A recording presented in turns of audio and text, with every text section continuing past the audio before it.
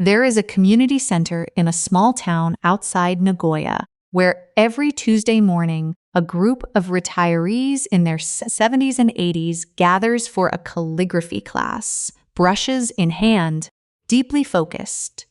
Several of them having only picked up a brush for the first time after they stopped working. None of them describe this stage of life as winding down.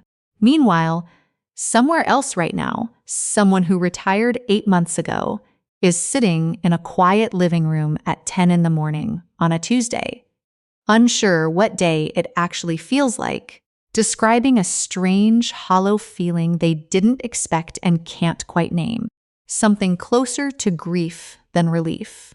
Same basic transition, decades of work ending, the same open calendar ahead. Completely different relationship to what comes next.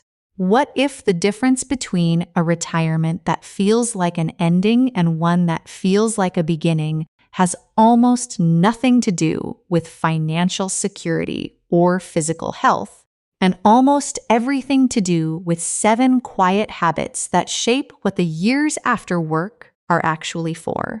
By the end of this video, you will understand exactly what those 7 habits are and why they can turn retirement into one of the most alive periods of a person's life rather than the quiet tail end of it.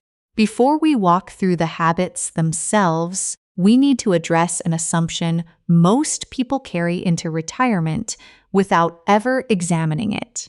The assumption is this: retirement is fundamentally a subtraction, work removed from a life, leaving behind whatever remains: rest, hobbies, grandchildren, time. This sounds neutral, even pleasant, but it quietly treats identity as something that was entirely located in a job, meaning when the job ends, a large piece of who someone understood themselves to be simply disappears with nothing built to replace it. The actual shift isn't filling the hours that work used to occupy. It's building an entirely new sense of purpose deliberately, rather than assuming one will simply appear once there's free time to notice it. This is the piece almost every retirement planning guide quietly skips. The real Japanese term, Shoshin, beginner's mind, the deliberate practice of approaching something entirely new without the burden of prior expertise or ego. The practice. Retirement is treated as explicit permission to become a genuine beginner again. Calligraphy, pottery, a new language, activities chosen specifically because the retiree has no history of competence to protect, no reputation on the line. The scientific validation. Neuroscientists studying skill acquisition in older adults have found that learning a genuinely novel skill, rather than refining an existing one, produces measurably greater increases in neural connectivity and reported life satisfaction, because novelty itself, independent of mastery, appears to be doing much of the psychological work. The second habit concerns active civic and community involvement. The real Japanese term, shakai sanka, social participation, specifically continued, visible engagement with the broader community rather than withdrawal into a purely private household life. The practice.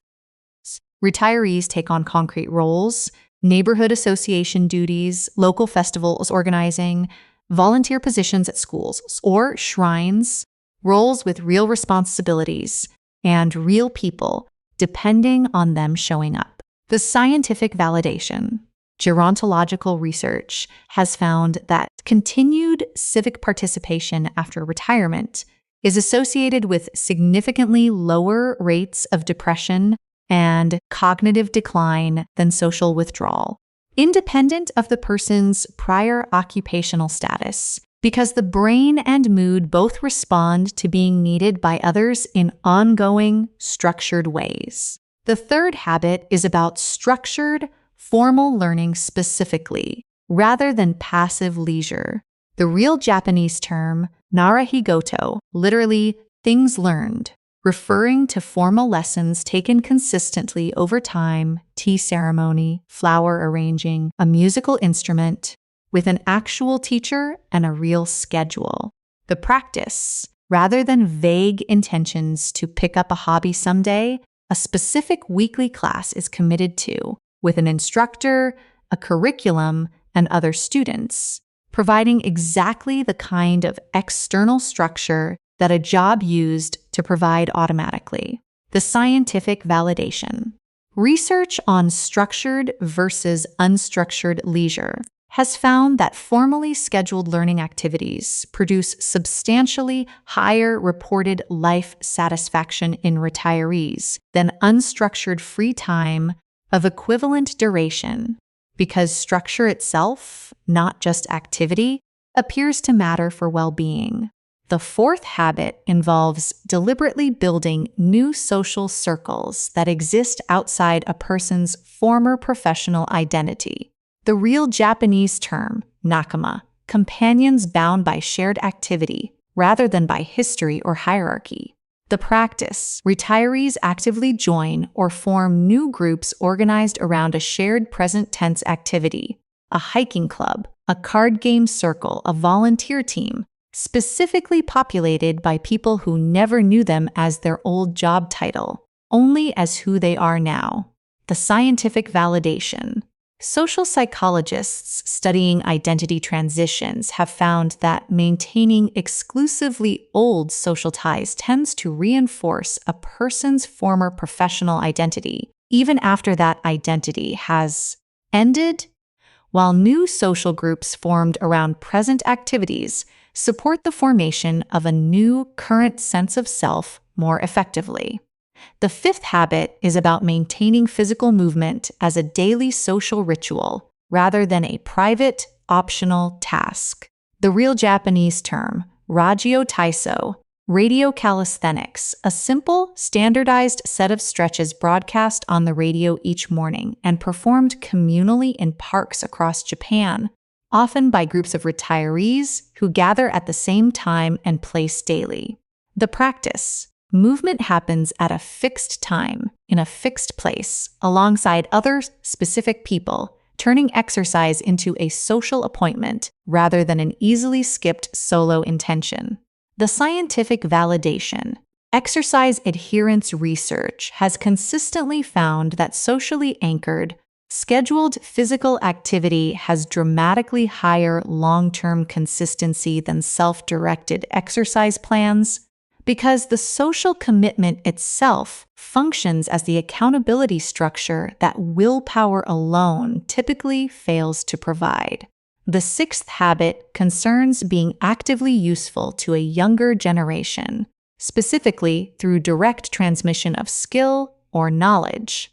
The real Japanese term, sewa wo yaku, to look after or take care of, applied here to older adults mentoring younger people, teaching a trade skill, tutoring, passing down a craft. The practice, retirees seek out specific, concrete opportunities to teach something they know to someone younger, not as vague generosity, but as a defined, recurring role with an actual student or mentee attached to it. The scientific validation. Intergenerational mentoring research has found that older adults who regularly teach or mentor younger people report significantly higher measures of purpose and lower loneliness than those who receive support without reciprocally providing it, because usefulness to others functions differently in the mind than passive social contact alone. The seventh and final habit concerns how time itself gets treated, now that it is fully one's own.